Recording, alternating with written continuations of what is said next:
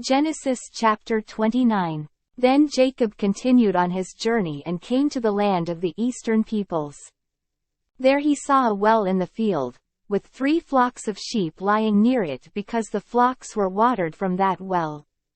The stone over the mouth of the well was large. When all the flocks were gathered there, the shepherds would roll the stone away from the well's mouth and water the sheep.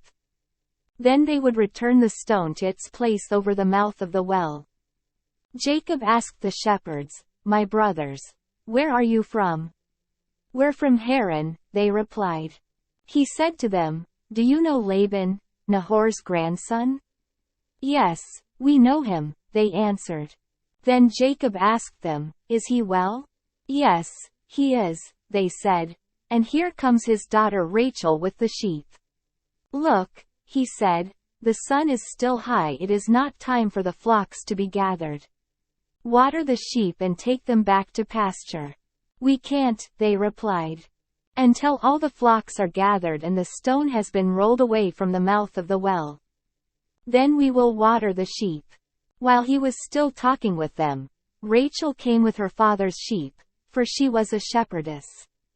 When Jacob saw Rachel, daughter of Laban, his mother's brother, and Laban's sheep, he went over and rolled the stone away from the mouth of the well and watered his uncle's sheep. Then Jacob kissed Rachel and began to weep aloud. He had told Rachel that he was a relative of her father and a son of Rebekah.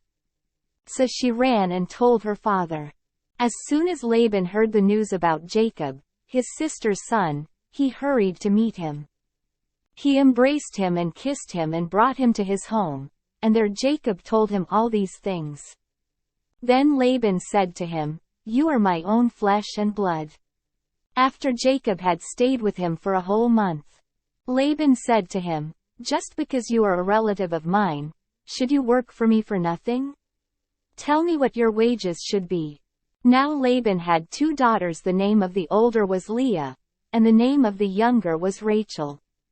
Leah had weak eyes, but Rachel was lovely in form, and beautiful. Jacob was in love with Rachel and said, "I'll work for you 7 years in return for your younger daughter Rachel." Laban said, "It's better that I give her to you than to some other man. Stay here with me." So Jacob served 7 years to get Rachel, but they seemed like only a few days to him because of his love for her. Then Jacob said to Laban, "Give me my wife.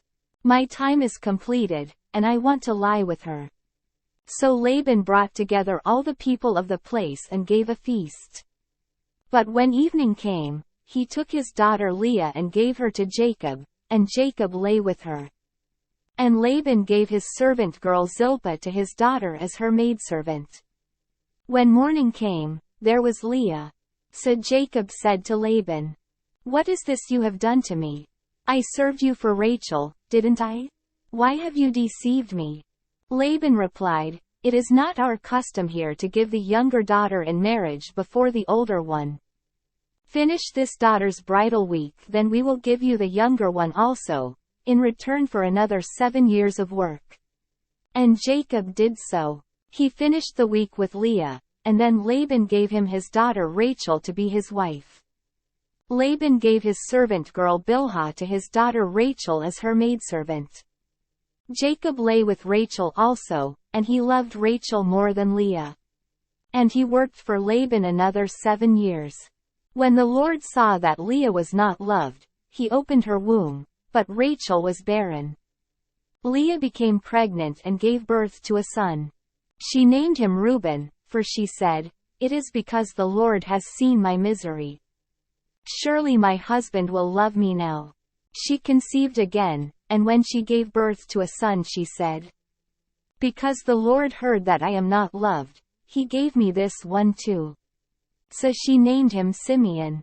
Again she conceived, and when she gave birth to a son she said, "Now at last my husband will become attached to me, because I have borne him 3 sons." So he was named Levi. She conceived again, and when she gave birth to a son she said, "This time I will praise the Lord." So she named him Judah. Then she stopped having children.